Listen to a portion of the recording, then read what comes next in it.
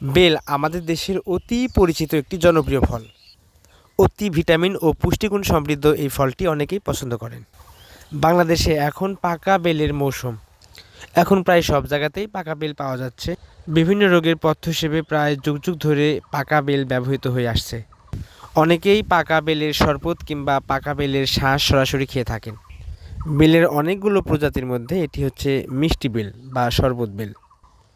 বিশেষ করে গ্রামীণ জীবনে যাদের শৈশব কেটেছে তাদের কাছে এই মিষ্টি বেলের দারুণ স্মৃতি রয়েছে। মিষ্টি বেল একটি দীর্ঘমেয়াদী ফল, অর্থাৎ গাছে পরিপক্ক হতে এর অনেক সময় লাগে। অর্থাৎ বেল গাছে বেল শেষ হবার পরই আবার পুনরায় ফুল থেকে ফলের সৃষ্টি হয় এবং বছর পর্যন্ত থাকে এই ফল। সবাই এই মৌসুমী ফলগুলো খাওয়ার চেষ্টা করবেন। ভিডিওটি তথ্যবহুল হলে শেয়ার করে পাশে থাকবেন। ধন্যবাদ সবাইকে ভিডিওটি দেখার জন্য।